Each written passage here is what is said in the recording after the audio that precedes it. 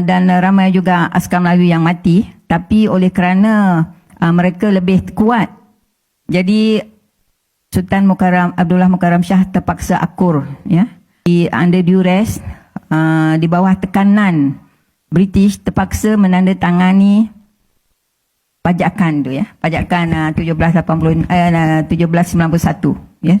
Dia 4 tahun selepas ni, jadi 1791 barulah menandatangani perjanjian sewa pajakan tu. Tapi yang anehnya, di dalam perjanjian itu tidak disebut langsung tentang pajakan.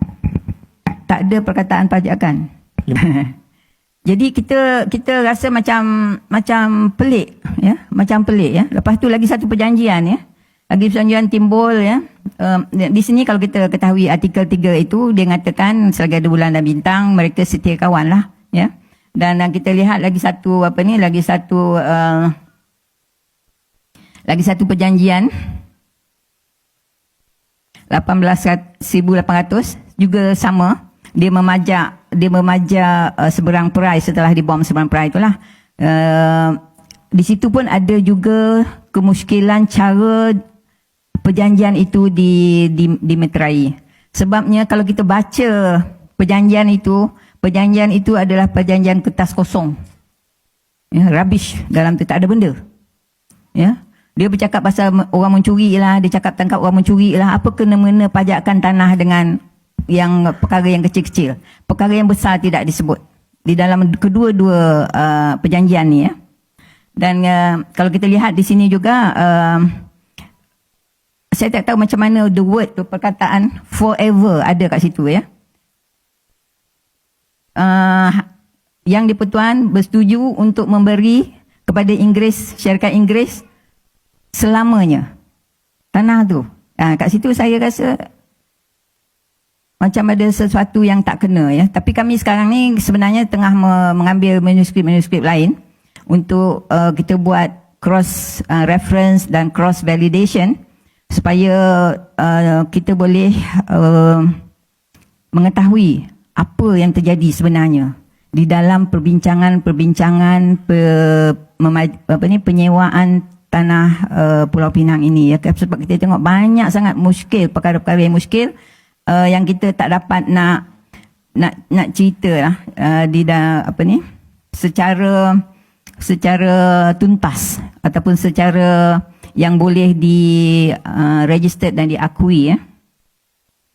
Dan kalau kita lihat pada tahun 1813, 1816, 1818, ya, Kedah dipaksa membekalkan beribu-ribu tentera, ratusan bot dan juga bertan-tan beras kepada pengganas Thai dalam usaha mereka mengusir dan memerangi tentera Burma daripada wilayah Siam. Angkatan Tentera Kedah di bawah pimpinan Laksmana berjaya mengusir orang Burma daripada Pulau Salang, ya, yang hari ini kita panggil Phuket, ya. Raja Thai mengarah Sultan Kedah selepas tu, ya, dia mengarah Sultan Kedah ke Bangkok, tetapi baginda enggan kerana keadaan terhimpit, kerana kesusahan yang teramat sangat pada masa itu, dan Sultan takut dibunuh. Kerana kenapa Raja Thai memanggil Sultan Kedah? Oleh kerana Sultan Kedah banyak tahun tidak membayar ufti, bunga emas kepada Thai, ya.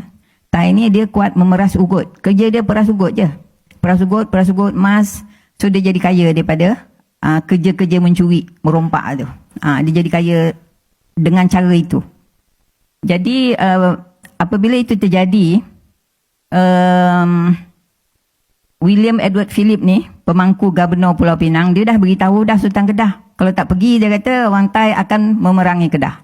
Jadi itulah yang terjadi pada Perang Musuh Bisik, ya, pada 12 November 1821. Rasanya orang Kedah semua tahu kisah tahun Musuh Bisik ini, ya. Dan kalau tak tahu, mesti tahu dan mesti belajar apa yang sebenarnya berlaku pada tahun Musuh Bisik itu, ya. Di mana kubu kota di Kuala Kedah diserang oleh beratus angkatan bot perang Thai yang datang berpura-pura meminta bekalan beras di tebing kota Balai Air, ya. Jadi orang Kedah dia terperangkap kerana terperanjat tidak bersedia untuk menerima serangan daripada orang Thai ni. Jadi berlakulah penyembelihan, ya. Penyembelihan orang Melayu sehingga orang Melayu di Kedah banyak yang lari juga, tapi yang tinggal habis, ya. Pupus habis orang Melayu Kedah, ya. Cara keganasan dia itu kita tak boleh nak bayangkan, ya. Seorang yang bertamadun ataupun di zaman yang bertamadun, mereka berperangai macam barbarian, ya. Macam macam Yakjud Majud lah.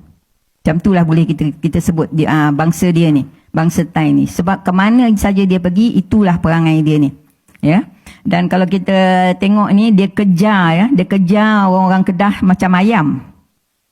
Macam ayam, ya. Diradaknya dengan tombak, dibedil, dibunuh dengan kejam. Semua tua, muda, kanak-kanak, orang mengandung, lelaki disiat-siat, diberi makan kepada buaya, ya. Dan wanita diperkosa, dirogol. Semua lepas itu dibunuh dengan cara yang paling kejam, yang paling menjijikkan dari segi sifat manusia. Kita tak boleh, kita nak tengok pun tak tahan. Dia boleh buat dan British boleh lihat, boleh tengok dan supply lagi senjata. Jadi mana perginya dua-dua perjanjian yang dia meterai, di mana dia kata setia kawan, walaupun dia tidak tulis itu dia akan membantu. Setia kawan tu tak ada dah, ya. Dia mungkir janji lah, ya. Jadi kalau kita tengok di sini, British membiarkan dan menyaksikan Thai menyembelih pribumi Melayu. Dia hanya memilih Melayu, ya. China dan India terselamat. Membakar Kedah sehingga menjadi padang jarak, padang terkukur, ya. Semua sawah padi, rumah-rumah semua habis bakar. Jadi mana yang dapat lari ke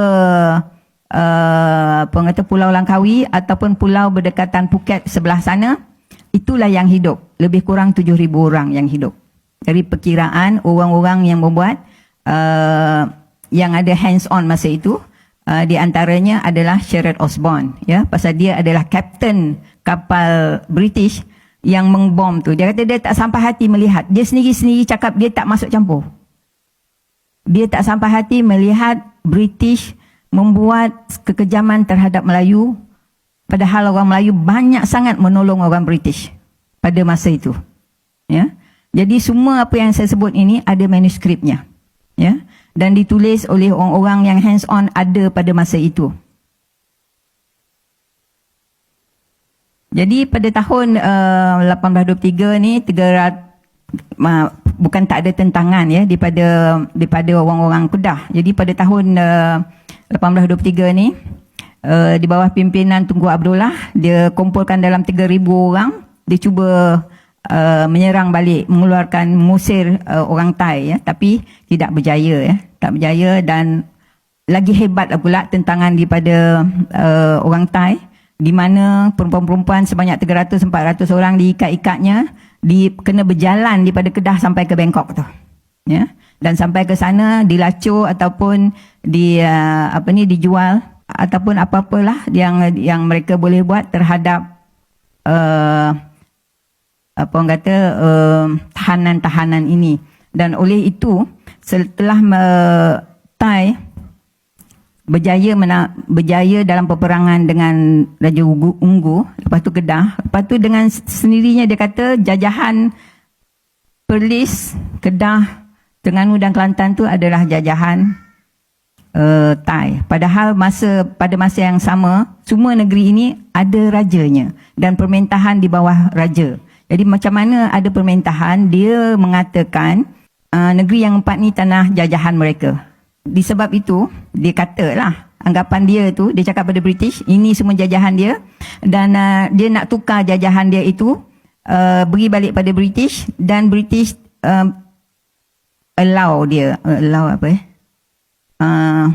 bersetuju, membenarkan mereka mengambil petani besar. Petani besar itulah ada petani yang hari ini Nyala Satul sampai ke Segenting Gera itu adalah petani besar.